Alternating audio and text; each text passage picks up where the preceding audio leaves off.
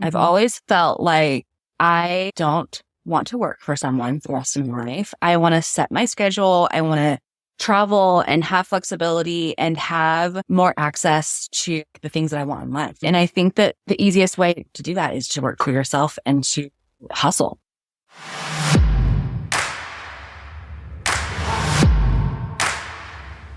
What's up, Millionaire University? Welcome back to another episode. It's me, Kirsten, and I'm bringing you some really good fire today. I have interviewed my friend, Sam Cram. She is an outstanding interior designer, and I've watched her grow from working for someone else, growing her own business, and I wanted to share her perspective, her stories on what it has taken for her to move out of this employee mindset into the entrepreneur mindset, and what has gone into her building her own 7-figure business. Sam brings so much value, and if this is something you've been interested in, if you have a knack for design, if you've wondered, could I start my own design business? Where would I begin? How can I start making money? She brings in things that you definitely don't learn in a formal educational environment. I mean, we even go into that on one of the most impactful things that her university professor taught her when she was in school to become an interior designer. So many people come out of formal education and recognize very quickly that they were not taught the skills they needed to be a successful business owner. And Sam really shows what she needed to do and what she needed to understand in order to switch that and to become the owner of her own amazing design business. So we're going to get into all of the juicy details. She's going to share all the truth bombs, and the way that she monetizes and one of the most impactful ways she makes money might surprise you. And it's something that you can easily start doing at a very scaled down version right now. I can't wait for you guys to listen and learn from Sam. So let's do this. Class is in session. Hey, Sam, welcome to the Millionaire University podcast. You have an incredible story, and I'm so happy that you took some time out of your insanely busy schedule to come and chat with me and share that with the amazing audience at Millionaire University. Thank you for being here. Thanks for having me. I'm excited to be here. This is going to be awesome. Yes, it is. So I know you through your mom primarily. So I've heard the mom perspective of what you've done in business, which is always raving reviews, right? It's just the amazing. My daughter is amazing. She's so talented. But then I've witnessed it firsthand, and I've seen you grow, and I've known you for 5 or 6 years or so. And in that time, you have had a lot of progress. So I just want to first dive into what you do now, and then we can go into the backstory of how this all came to be and just give some people perspective on the business that you have and how you got to where you are. Yeah. So I have an interior design company here in Nashville, and we do full service, top to bottom, turnkey from the ground up all the way down to the flowers on the sofa table. So there's lots of things that happen throughout the whole project. And yeah, it's a lot. There's a lot going on constantly. And yeah, so it's just residential interior design is what I do. So and you're amazing at it. If you don't follow Sam, you will by the end of this. You are going to be so inspired by her designs because you do incredible work. So let's talk about, have you always had that eye for design? Has this been something you've been passionate about? Did you know in elementary school, high school that you were going to be an interior designer? Or was that something that kind of came out of, oh, wow, this is what I could use my talents for? Yeah. So it's funny. So ever since I could remember, always had a knack for beautiful things in a home. I grew up with my grandmother. She is a huge impact in where I'm at now. She was a designer all my life growing up, and she always had beautiful homes and beautiful things. And she had clients as well. Like, she had a full design business growing up. And I just kind of took a lot of interest in that. And my dad had a lot of interest in it as well. And it was just constantly around me. And I knew that it was something that I loved doing, but I wasn't sure how I could make that into a career. I knew that if I was going to school, it was going to be stemmed from a passion. And so I quickly basically dialed in on 1 or 2 schools that had a great interior design program. I applied to Utah State. I got in, and it was an extremely strenuous 4 years that I made it through. And it was a lot of work, and people laughed at me. My family will often say, oh, you went to coloring school. This is not real school, whatever. And I came out of it super excited to start my career off. And I learned the technical skills to start off working for someone, and eventually, of course, wanted to have my own thing going. So yeah, here we are now. But yeah, it was always around me. I would always rearrange my room growing up. I would put cardboard boxes upside down with a blanket on top, like a side table, because I didn't have any new furniture in my room. I always had a knack for design, always. Yeah. Always, always, always. Well, the route you went down with school is something that not a lot of people do. They just go to school and they think I'll figure it out when I get there. It sounds like you already had the direction For to know sure. we're not going to waste our time. We're not going to go get a degree that's not going to be relevant to what I want to do. Right. And in the school of life, you have probably learned marketing and business. I know you have because your business is successful. Literally, yeah. So, do you feel like yeah. it was essential and that you gained a lot of relevant experience in school to be able to pursue the career you're in? Or do you think, and I want to go into the For next sure. stages, because then you started working for people. Where did most of the growth come? Was it in hands-on experience, or do you feel like you did build a strong foundation in the program?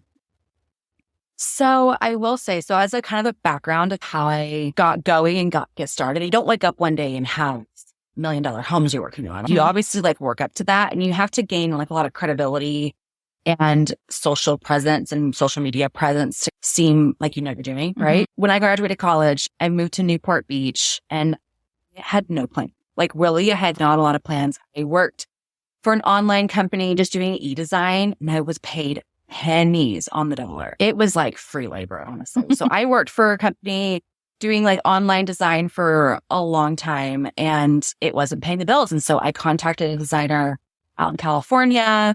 Her name's Becky Owens. She's amazing. I started working for her in 2016, just being one of her designers. So I worked with her for like a couple years, and that job really taught me how to pull together full homes quickly. But it was a quick process of getting designs out the door and into clients' homes. And it was that having that experience working for her for so many years and working with this online company, Havenly, I was just so used to just pumping designs like so quickly. And I was studying and learning online companies and retailers so that I could look at a client's inspiration photo and see, oh my gosh, they love this type of wood tone and they love this boho style or they love this more modern style. And so I can go through and in my head, I'm thinking, okay, I'm going to look at that website for a furniture piece and look at this website. So it was easy for me to go through the projects quickly. And in this business, time really is money. I mean, a client is paying you hourly to get your designs done. And I laugh and say, oh, the design part of it is this much of the design process because there's so much more that happens during the full scope of a project. The actual like pulling of the pieces and putting the home together and furniture and decor and all the things, that's such a small part of it. And so learning how to do that quickly, I think has helped push me into having the kind of clients that I have that are paying a lot of money for design fee, but the time is way better spent focusing on more of the details and like the execution. If you can dial in getting that design process done quickly, you know what I mean? Yeah. So I learned a lot about that when I first started getting going, and I owe a lot of efficiency. Yeah. Efficiency is so huge because the quicker and the faster you can get these designs done and have the client happy, like the more projects you can take. And then that's how you scale and escalate projects and have bigger, better projects and have multiples and be able to have a team and have that kind of thing play after. So yeah, it took time. It doesn't happen overnight. But I mean, I did that for 4 years before my business really started to take off. Okay. So let's talk about that transition. So yeah, we start with school. Do you feel like it's essential that somebody go to school for design, or do you feel like, okay, so that's a pretty crucial thing? Well, it's funny because I have people ask me like, oh, I'm interested in interior design. What do you think I should do? And as much as people probably don't like me to say this, like if you want to be successful in this business, you need to have technical skills and understand and know principles of design. Anyone can have an eye, but to understand space planning and how these programs work and how renderings work and understanding AutoCAD and Revit and all these programs that are so essential in scaling your business to another level, it really is so important because without knowing those technical skills, I would have never gotten my first job. Without those skills, I wouldn't have been able to do that. So now I've gotten to a point where I hire that out. I'm not so much doing the space planning and the CAD work and the renderings. My time is better spent selecting all the furnishings and all my attention on the interior part. But you have to know the technical skills to an extent, or else you're not going to be successful. Okay. And it's super necessary. Is there trade schools that focus exclusively on like an interior design certification where you can learn that? So it doesn't necessarily have to be a 4-year college? Because a lot of the philosophy here on MU is to graduate rich, not poor. And so many people go to school and they just end up in a ton of debt and they don't actually have a skill that can take them into a career or starting a business.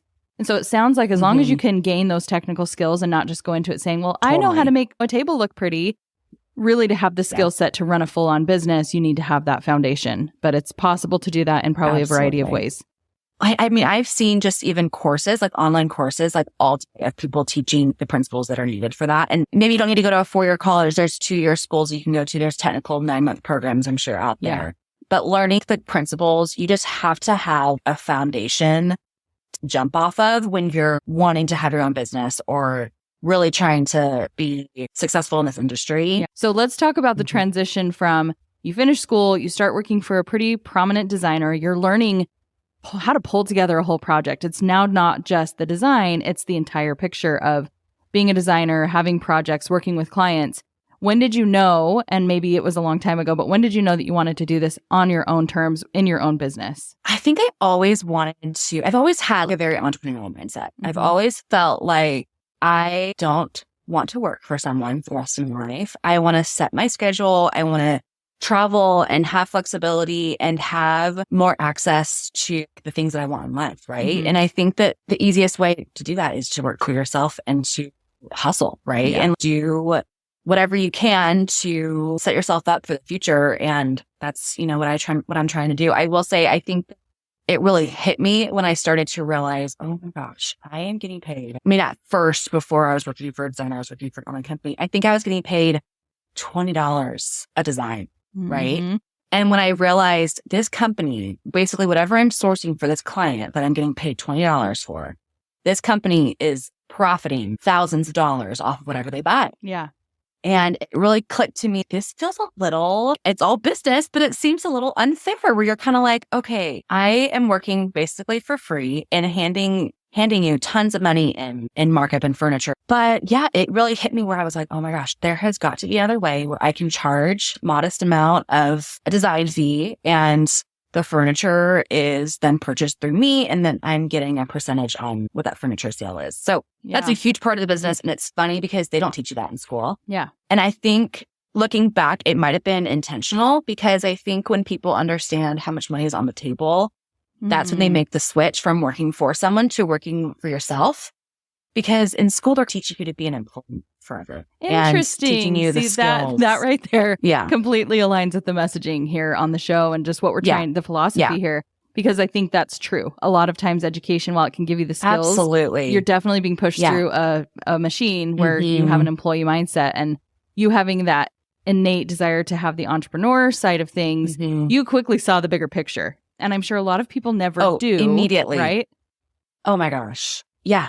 It was instant. It felt like, okay, I'm putting together this beautiful bedroom and this person is paying $15,000 for all this furniture. And I realized, oh my gosh, I want to be the one on the table, and I want to cut that. Like, I want a part of that because I feel like that is deserved and earned, especially when you're essentially selling that product, right? You're selling it to the client. But yeah, it was a very quick realization for that. My professor, his name is Darren. He's amazing. We were designing and I was struggling with something, and I had asked him, Darren, like, how do you make money in this business? I just have to work for someone for the rest of my life. That's not the kind of lifestyle that I want.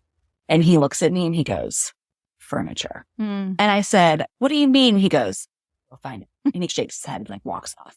And looking back on that, I'm like, okay, what he meant by was understanding the furniture side and how that can just scale so massively and so quickly if you have that understanding. And I laugh looking back and thinking, well, why didn't they teach us that? And for whatever reason, we didn't really have a class or a semester that like heavily focused on that. So I started to start my own thing up back in 2017. And I started off by just doing e-designs where I was charging a small amount, but then it was like, okay, whatever I'm sourcing for you, I'm purchasing that for you. And I do extend designer discounts to my clients. So it sweetens the deal on both sides. But for a lot of people, it's convenience, right? Like, you can give me a design. And I know personally, you could give me a design and then I would say, well, where in the heck do I find all of these things? And I'm going to go and try my hardest to match. And I could probably Google it. But at the same time, I'm not going to know the quality of the furniture. I'm not going to know where it's coming from. I'm not going to understand how to pull it all together. So that's where you become even more of an asset, not just on the concept, but on the actual execution. And so that's how business works. You have a product, you add a markup to it because you're providing the service of bringing the product into the home. And I know that was like a huge, whoa, aha moment. I remember like your mom and I talking about that on what some of these designers are making just even on affiliate links for these products and things like that. Oh my gosh. It's a whole other realm of your income. So you realize there's so much money here on the table. Was it an overnight success, get rich quick? Okay, well, I'm just going to start posting stuff online and then mark it up. What went into that? Because I know a lot of times we see these shiny objects, this opportunity, but you still had so much that you needed to do to create the credibility to have the clients, which is where a lot of that technical, I'm sure, working for someone else built you up for that. So how did we transition? Because you were working for Becky, you had little odd jobs, and then you were building your own thing, doing the e-designs. And then how did it grow and continue into that next phase? Because now you're pretty in it. Like you're doing really well. Yeah. Well, thanks.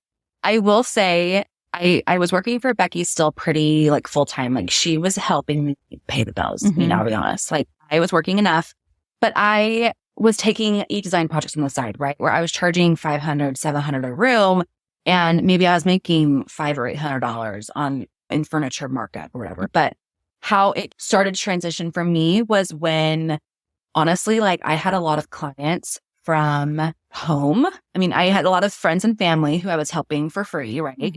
And my sole focus at that time was social media. And I really wanted to dial in my Instagram. I wanted people to look up a hashtag or look up just interior design or whatever. And I wanted to be able to pop up on someone's Instagram and think and look very credible, right? So in the beginning, a lot of my feed was inspiration photos of like work that I felt was similar to mine that can coincide. And I would fill in mood boards and whatever content that I could have from projects or even my own home. A lot of my early photos and stuff that I'd put out there were of my own house. And I would just post as much as possible. And I would take whatever I could get for design, for projects. And I'd use the content that I'd make for those projects into my social media feed. And then that eventually started to grow into, okay, now I have a project that I feel like is at the level where I can hire a photographer, come in and shoot the project. And then I can get another 100 photos of a project and have that content to continue to like scale and bigger. So I will say I've not paid a penny for marketing or advertising. It's all been word of mouth and Instagram is how I've been able to grow. And I have a few clients off the top of my head that I could basically owe my career to, because without them, I don't know where I would be. But that also required you to do a great job with the project and to treat it with the utmost of care.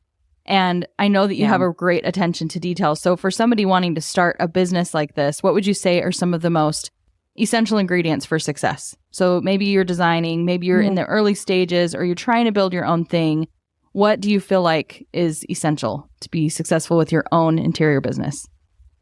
Well, first of all, I think you need to just wake up every day and be passionate about something. I think that without a passion, you're not going to get very far. I think having that constant goal every day of this is where I'm going to be, I'm working towards this, and taking the steps that are needed, because no one's going to go from A to B immediately, right? You have to go through all the different steps in order to get there. And so for me, that's taking care of clients day to day, staying on top of things. That's being kind and being understanding and not losing your cool on clients, as much as sometimes things are out of your control. This business is a lot of relationships with people in the industry that we're part-time therapists, part-time accountant, part-time financial planners. You put on a lot of hats when you're in this business, and you have to you learn it as you go, and you just pivot where you need to. And it all tends to normally work out for the most part over the years. So. Well, it has worked out really well for you. And I know that you talked about, I don't know if it's 2023 or 2022 being like a 7-figure year, right?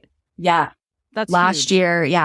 Yeah. It's huge. I had some really amazing full home projects, and our sales revenue was over $1 million that year, just through furniture sales and other types of jobs that we were working on throughout the project. And it was huge. I'm super blessed, and it hasn't always been that way. At first, I think my total business was like $15,000 I made that year. Like it was nothing, like nothing. And you just get to a point where if you get a couple really amazing people who are trusting you with their home and clients, that will set you up for so much success. And I feel like I got lucky there, because But, maybe it's luck. Maybe it's just luck is when opportunity kind of put in your dues. That's when it meets, like your hard work meets opportunity. That's really where luck comes in.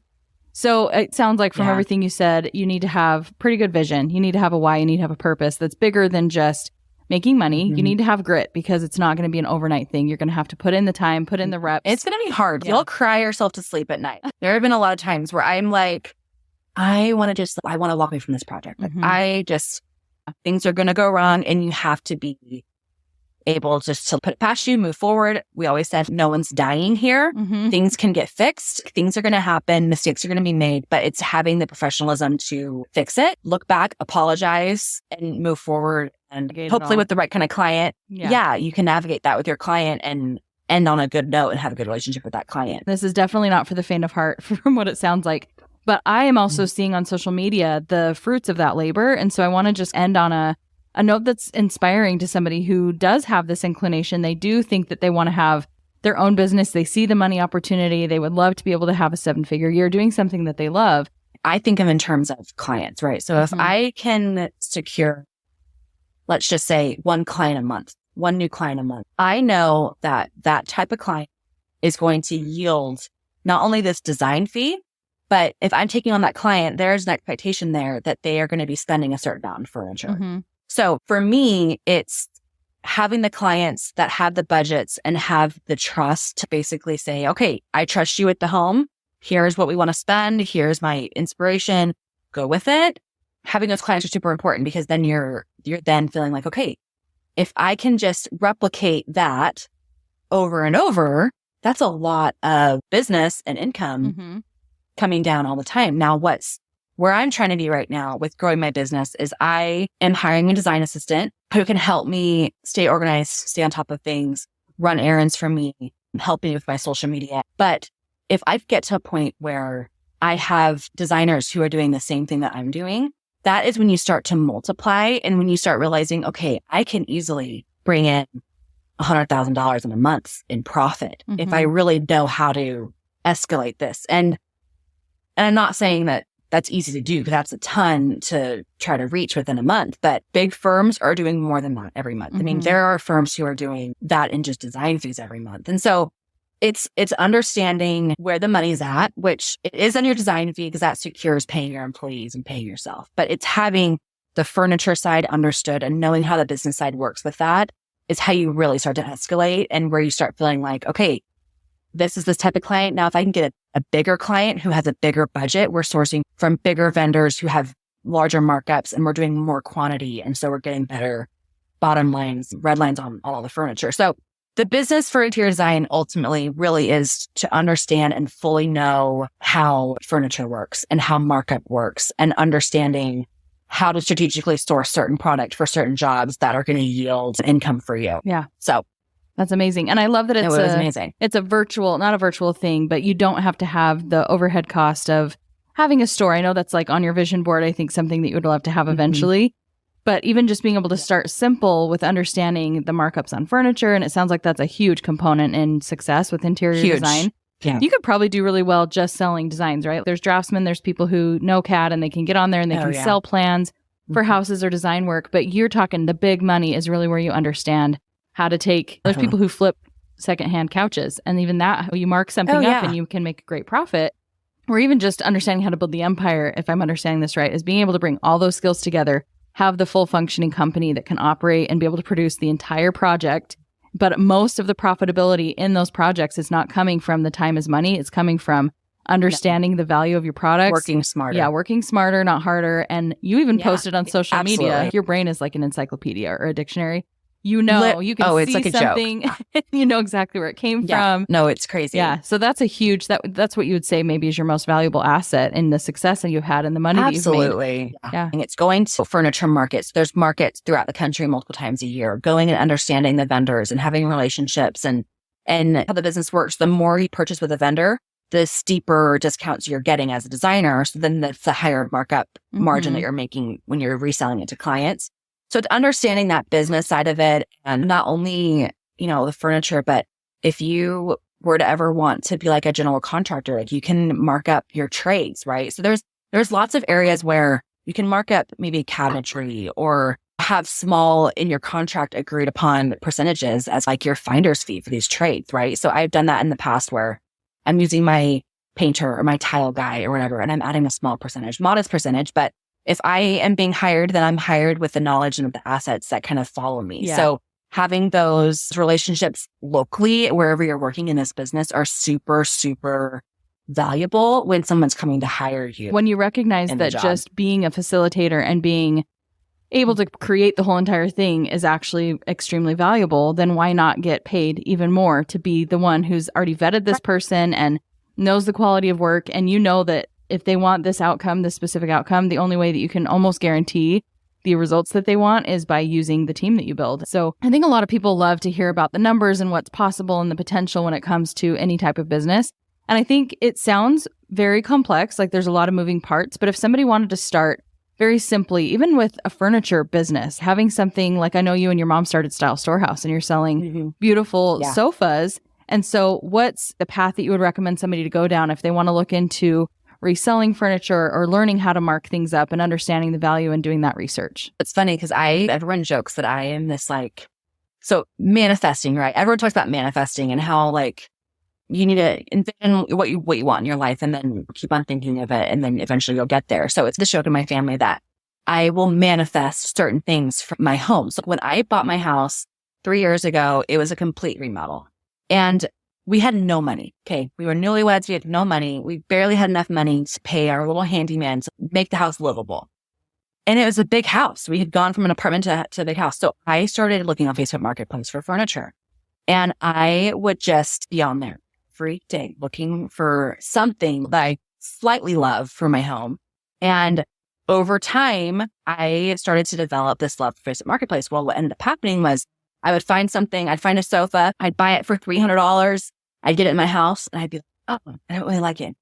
And I'd turn around and I'd be like, this is valued way more. I'd go and sell it for $6 or $7 on Marketplace and I'd make a profit. Yeah. So someone who is really trying to make an extra buck, or maybe you're wanting to get into the furniture thing, I'm telling you, there is so much furniture that I bought on Marketplace for $100 that sat in my house for a year and I ended up selling it for $300 like a year later. Yeah. So not flipping furniture, I think flipping is a lot of refinishing furniture and cleaning up a sofa, which there's a ton of money in that. But it's funny because if you have a good eye and if you know how to style it in your house, take something off the internet, off Facebook Marketplace that's super cheap, put it in a house, style it beautifully, turn around and sell it and make a commission. So it's if you're wanting to just like start small. Yeah. So it's positioning. Yeah. It's having a good eye to make it look really good. Yeah, for sure. Putting a pretty pillow on the couch or having artwork or a lamp, or rather than just someone randomly on their iPhone taking a junky photo, it just presents itself differently. And that goes for really anything in the business. It all comes down to presentation.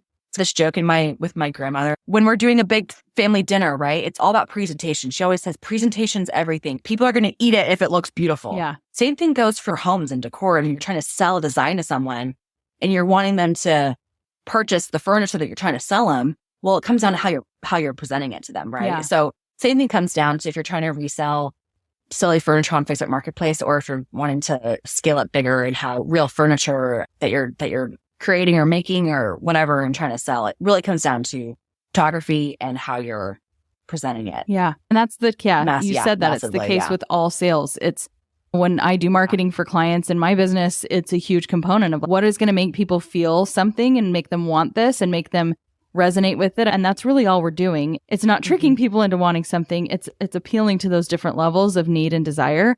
And so just seeing the couch when you can't give people vision who maybe aren't visionary, like I am not. But if I see it in Sam's house, I'm going to want it. Most people aren't. Yeah. That's right. That's huge. No, it's true. We all laugh from afar at these influencers that are just branding tons of stuff for these. At the end of the day, don't you want to buy it because they're selling it and they make it look good? Because the same when you're selling furniture, it really comes down to, okay, wow. Like I've had a lot of people say, where did you get that chandelier? Or where did you get that pillow? Or where can I get that bedding? And it's because of the way that I guess I have styled it that people feel like, okay, I feel like I can that in my home now because of how she's photographed it or showed it off or whatever. So yeah, having that skill set and perfecting it. I mean, I started off by taking my design, my projects on my iPhone. iPhones have come a long way. I would photograph beautiful rooms and even home spaces in my home or my apartment even that off my iPhone. You don't need to have a fancy camera to get it started. I think there's so many different paths that people can go down when it comes to pursuing an interest like this with design. We've talked about the huge picture of having all of the technical skill sets to be able to provide the full service, but even somebody who's looking to do this as a side hustle, they have that inclination, they do know how to make things look beautiful. It sounds like you could even start on a pretty simple route with just positioning things and understanding, even doing a little research on where to purchase stuff, and just reselling is a huge opportunity. Sales is always going to be a business that anybody can do if they're willing to put in the reps and willing to learn how to create the desire and understand the market and how they can source the products. And so not to simplify down what you do, because you have put so much energy and research and time into having the big business that's going to scale to 8 and probably 9 figures one day, but somebody who's wanting like some side cash or to start doing something. Absolutely. This is such an approachable way. And that's a kind of a simple way to get started, is just grasp those things, understanding how to position, understand how to value things, and understand how to source them. And you can have a small little business. If you want to do all the big things, you can have the full functioning company like Sam.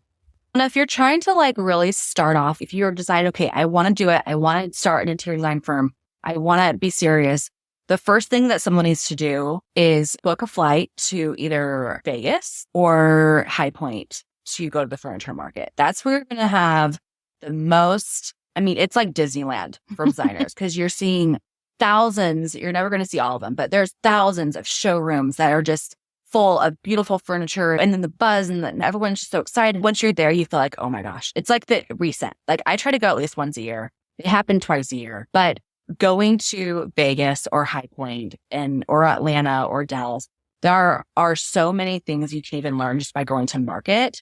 Even if you're young and you're just out of school, go with your best friend or go with your mom to just see and experience it, because it's like undescribable what you will learn by just having conversation and networking with people and understanding like the different vendors and setting up accounts and having them available to you. It's super fun. And so I would say if you're just waking up and wanting to start an interior design business, go to market, start asking questions. I mean, I remember early on, I had a mentor. Her name's Brittany Simon. She's amazing. She's so great. I remember we connected off Instagram. She was like, hey, let's chat on the phone sometime. I'll never forget. She called me and she was like, you're going to make it. Like, you're going to go somewhere. I can tell because of the way that you are passionate about this, the way that you want to scale, the way you want to make this business something bigger. I go back to that and think, you know what? She believed in me when I was doing e-designs, when I was just out of college, and I was asking her the same questions you're asking me, like, how do I scale? How do I get the clients? How do I do this? And she said, here are some tools that I can offer. Here's a copy of my agreement, my contract. Here's how I do things. Having that really helped me gain the confidence with other things too. But I'll never forget, she really instilled, you are good enough to do this job. The belief system, which was really that had important. to be there. Yeah, the base of everything you've done. Because I think that the truth is you can learn the skills, but really the implementation and the grit that you have to make it full circle is a totally different thing. So, and I think people listening to this, reaching for multiple 6 figures, a 7-figure business, that is really the key to success. You know, it's the belief, it's the willingness to continue to be adaptable as you're growing and willing to learn new things. You went to school, you learned all the essential things for design, and it sounds like you've learned the bulk of what you've done to be successful and make all the monies after going to school and learning all of the tools to pull it together to be profitable. Yeah. Because school did teach you how to design so you could sell designs, but in the school of life, you learned how to build a business, build an empire. Sam does have the lifestyle that she set out for. That's not the employee mindset lifestyle. It's definitely the entrepreneur lifestyle. You're traveling constantly.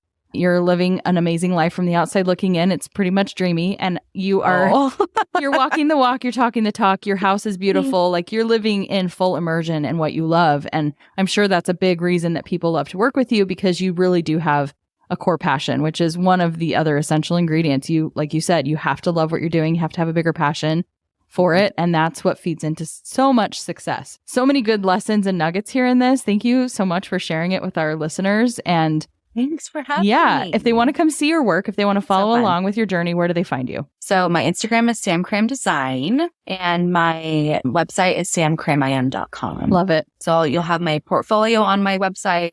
And then my Instagram is where I put a bulk of my content out. Well, thanks again for hanging out with me. And for the rest of you guys listening, we'll talk to you later. Thank you so much again, Sam, for that amazing episode, bringing so much candid value to the world of Millionaire University. I think it just goes to show again that even if you have formal education, if you're trying to follow the traditional route or you have followed that route, that's not the end. There's so many opportunities for you to take the employee mindset that you've had over the course of however many years and transform that. So if you have that itch for entrepreneurship, if you want to have your own business, there's always a way to transition into something that you have full creative control over. And I love that even though Sam was pretty forthcoming about her need for formal education, she can also admit that there's so many unconventional ways to gain the knowledge necessary to be successful at anything that you have a passion for. And also love that she led with passion. That's truly what's going to make you successful. So simply finding a way just to make money and pay the bills is not going to be enough to keep you going when it's hard, when you have clients that are difficult, when you're still trying to figure things out and you're exhausted and you don't want to show up. So having that passion, having that purpose and that eye on the prize and understanding the work that's going to go into building something of your own, if it was easy, everybody would do it, right? So I love that she brought the perspective. There's so much honesty and truth that came from this episode. So I hope you guys learned a lot and that you are excited about just more ways and opportunities that you can turn skills and passions into profits. Thanks so much for listening, you guys. I hope you have a fantastic day, and I'll see you on the next one.